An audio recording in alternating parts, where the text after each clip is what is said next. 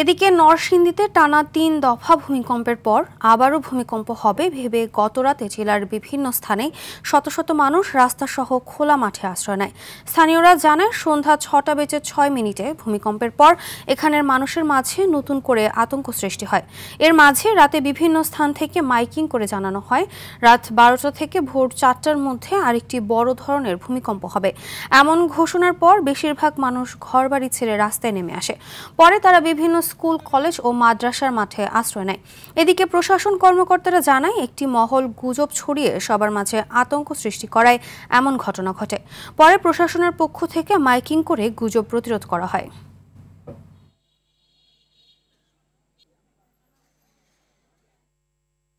এখন কেমন আছেন নরসিংদীবাসী সে খবর জানাতে সরাসরি যুক্ত হচ্ছেন সহকর্মী নূরে আলম রনি। রনি, নরসিংদীবাসীর আতঙ্ক কেটেছে কিনা আর নতুন করে কি কোনো ভবনে ফাটল দেখা দিয়েছে কিনা তাও জানাবেন। জি ফারহিনা, আপনাকে ধন্যবাদ। আপনি যেমনটা জানেন যে গত 2 দিনের যে পরপর যে ভূমিকম্পের ঘটনাটি ঘটেছে, এই ঘটনার পর কিন্তু নরসিংদীর ভিতরে সাধারণ মানুষের মধ্যে একটি চরম আতঙ্ক বিরাজ করছে এবং তারা ভয়ে দিন পার করতে হচ্ছে। বিশেষ করে আপনারা যেমনটা জানেন যে বাংলাদেশে যে 4টি ভূমিকম্প সংঘটিত হয়েছে সেটির 3টি উৎপত্তিস্থল এই নরসিংদীতে, যে কারণে আরো বেশি তারা ভয়ে আতঙ্ক ভোগ করছে। বিশেষ করে গতকালকে রাত্রে কিন্তু একটি গুজব ছড়িয়েছিল যে রাতে ভয়াবহ একটি বড় ভূমিকম্প হবে। এই কারণে কিন্তু অনেকে তারা বাসাবাড়ি ছেড়ে খোলা ময়দানে তারা আশ্রয় নিয়েছিল।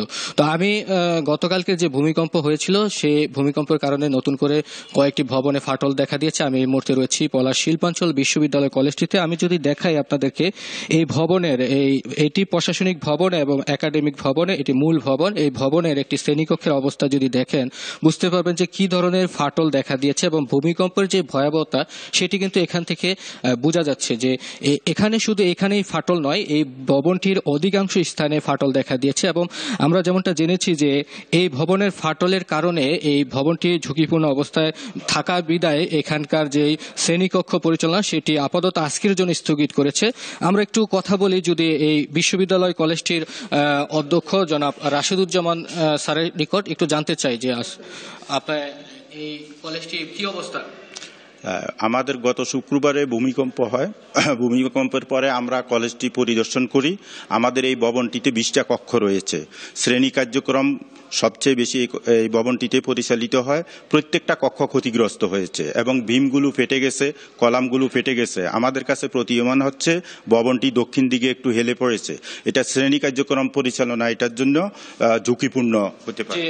শুনছিলেন যে এখানকার অধ্যক্ষের কথা, এই পলাশ শিল্পাঞ্চল সরকারি কলেজটির এই অবস্থা। এর পাশাপাশি কিন্তু নরসিংদীতে আরো অনেক শিক্ষা প্রতিষ্ঠানে এই ফাটলের দেখা দিয়েছে। তো ফারহিনা, এই ছিল আমার কাছে নরসিংদী থেকে ভূমিকম্পের সর্বশেষ পরিস্থিতি।